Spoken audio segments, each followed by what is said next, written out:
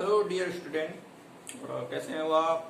मेरे ख्याल से आप लोग ठीक होंगे, अच्छे से होंगे और स्टडी भी कर रहे होंगे केमिस्ट्री का जो नेक्स्ट चैप्टर बिलियन हम लोग शुरू किए हैं और नोट्स भी बना रहे होंगे आप लोग। तो वीडियो को देखते रहिए और नोट्स जरूर बनाते रहिए क्योंकि स्कूल में फिर आपका नोट्स देखा भी जाएगा। तो चलिए नेक्स्ट टॉपिक की तरफ हम लोग बढ़ते हैं। हम लोग इसके पहले वाले वीडियो में हेनरी नियम पढ़ा था। इस बार जो नियम पढ़ने जा रहे हैं वो है राउल्ट का नियम। बहुत ही फेमस नियम है राउल्ट का नियम, बार बार एग्जाम में पूछा भी जाता है। हेनरी भी बहुत इंपॉर्टेंट था, वो भी बहुत ज़्यादा पूछा जाता है। तो राउल्ट का जो नियम है वो द्रव्यीय विलयन पर ही आधारित है। ठीक है, तो द्रव्यीय विलयन का दूसरा वाला जो था द्रव से जो बन रहा था विलयन, द्रव्यीय विलयन, उस पर आधारित है। तो चलिए हम लोग देखते हैं राउल्ट का नियम क्या है।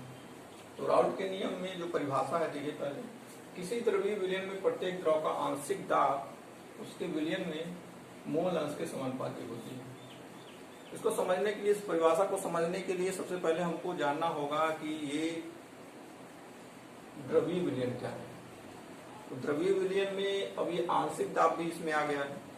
तो द्रव्यीय विलयन तो जान रहे हैं द्रव से मिलकर के बना है, लेकिन आंशिक दाब क्या है। अब इसको जानने के पहले आंशिक दाब क्या है यहाँ पे आना पड़ेगा आपको। ये फिगर बनाया गया है आपको, दो द्रव लिया गया है दो कंटेनर में, ये पहला कंटेनर और ये दूसरा कंटेनर। पहले कंटेनर में एक द्रव लिया गया है और दूसरे कंटेनर में एक द्रव लिया गया है। पहले कंटेनर में और ये कंटेनर जो है क्लोज्ड, दोनों कंटेनर क्लोज कर दिया गया है द्रव रख करके। तो जो पहला कंटेनर में द्रव है उसमें जो वाष्पित हो रहा है, वाष्प के रूप में जो वाटर होता है, द्रव होता है, वो ऊपर जाकर के कहीं ना कहीं वो एक प्रेशर क्रिएट करता है जिसको हम वाष्प दाब बोलते हैं। आप देखते होंगे बहुत सारे एग्जांपल्स, जैसे पानी को गर्म करते हैं आप लोग, तो पानी को वैसे ही खुला छोड़ दीजिए और उसको ढक दीजिए तो ऊपर तली पर क्या हो जाता है, वाइपर या छोटी छोटी बूंदें जमा हो जाती है। ठीक उसी प्रकार यहाँ पर भी वही काम होता है।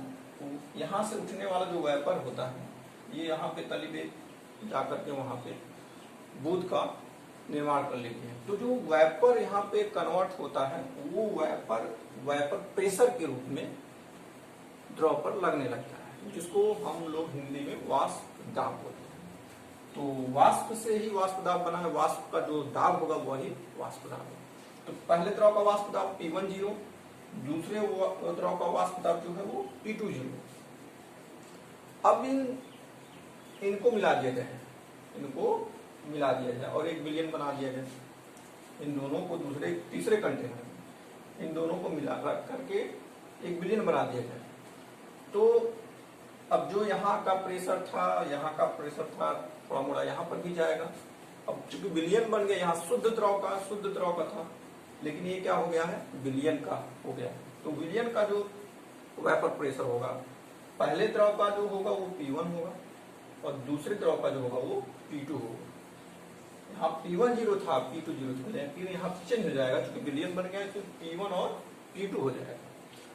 तो अब आंशिक दाब के बारे में, P1 और P2 क्या है, आंशिक दाब। उसके विलयन में मोल अंश के समानुपाती होती है। मोल अंश आप लोग पढ़े हैं, मोल प्रभाज उसको कहते हैं, मोल अंश या मोल प्रभाज। अब इसको जानते हैं अच्छी से, तो हम बताए हुए हैं मोल प्रभाज क्या होता है।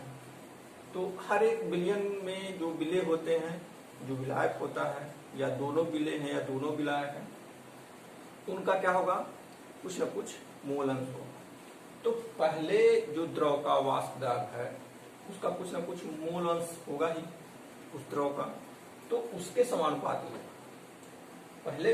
पहले जो द्रव का वाष्प दाब उसके मोल अंश के समानुपाती। जो दूसरे द्रव का वाष्प दाब है उसका भी कुछ मोल अंश होगा, उसके मोल अंश के समानुपाती। इस विलयन की बात हो रही है।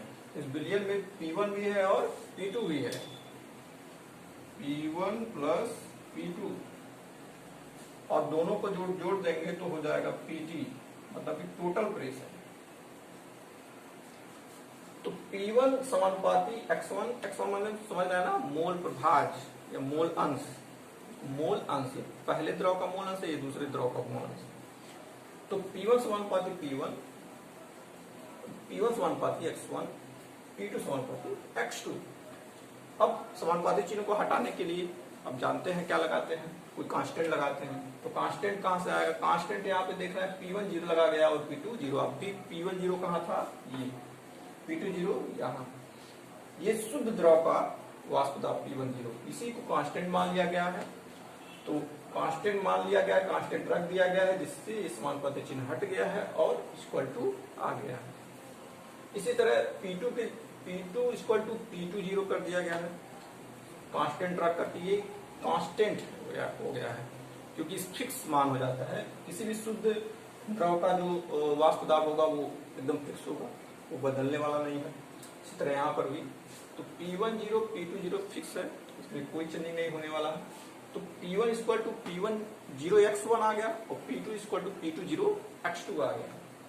ठीक है, तो यहाँ पर ये माना भी गया है, माना दो द्रव 1 व 2 से विलयन बनाया गया है, विलयन 1 2 से विलयन बनाया गया है। क्रमशः वाष्प दाब P1 व P2 है, वाष्प दाब क्या है P1 व P2।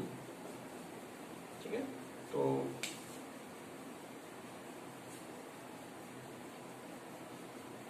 राउल्ट्स के नियम अनुसार क्या हो जाएगा, राउल्ट्स का नियम यही कहा है, प्रत्येक द्रव का आंशिक दाब उसके विलयन में मोल अंश के समानुपाती होता है, तो समानुपाती होगी।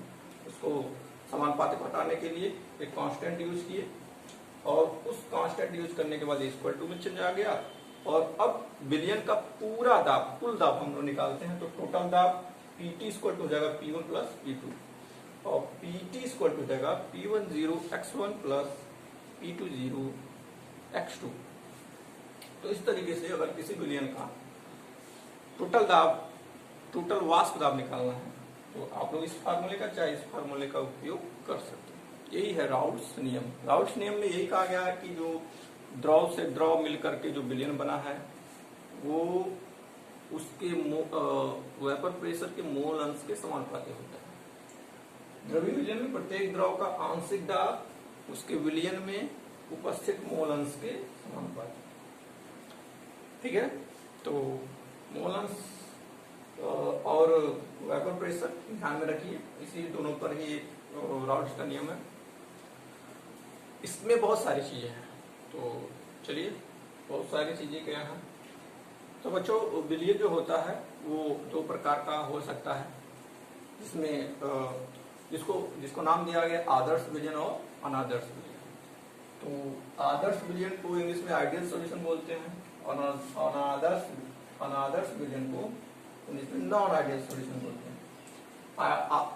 आदर्श विलयन किसे कहते हैं, परिभाषित करना होगा तो उसको ऐसे कर सकते हैं, ऐसे विलयन जो सभी सांद्रताओं, ऐसे विलयन जो सभी सांद्रताओं पर राउल्ट्स के नियम का पालन करते हैं या राउल्ट्स के नियम का पालन वहां होता है, उसको बोलते हैं आदर्श विलयन। ठीक है, और कहाँ कहाँ राउल्ट्स का नियम मतलब फॉलो होगा। तो देखिए, जब P1 इक्वल टू, जो फार्मूला हम लोग को मिला था, P1 equal to P1 0 X1, ये दोनों को बराबर होगा तो राउल्ट्स के नियम का पालन होगा।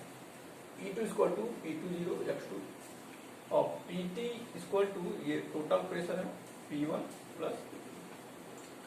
तो इस तरीके से जब इनके बीच बराबर का चिन्ह जो है, इनका वैल्यू और इनकी वैल्यू बराबर होगी तो राउल्ट्स के नियम का पालन होगा विलयन में।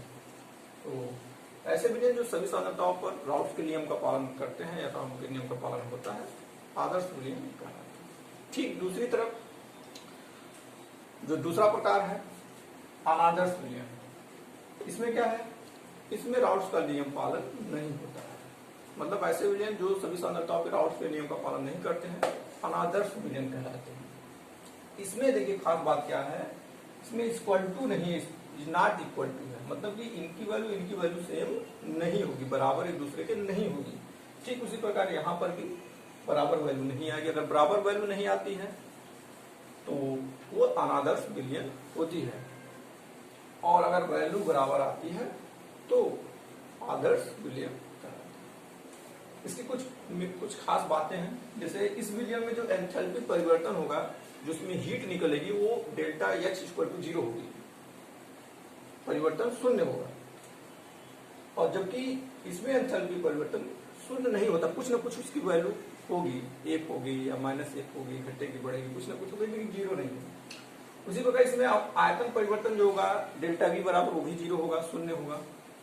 जबकि इसमें आयतन परिवर्तन अनादर्श विलयन में कुछ ना कुछ 0 नहीं हो सकता, कुछ ना कुछ होगा, 0.1 ही हो, 0.2 हो, 0.5 हो, माइनस में हो, ठीक है, लेकिन 0 नहीं होगा। ये कुछ खास बातें थी, ठीक है। तो विलयन दो प्रकार के होते हैं, आदर्श विलयन और अनादर्श। आदर्श विलयन में जो राउल्स के नियम का पालन होता है आदर्श विलयन कहलाता है, जो जिसमें राउल्स के नियम का पालन नहीं होता है जिस विलयन में वो अनादर्श विलयन, ठीक है। मेरे ख्याल से बात समझ में आई होगी आपको।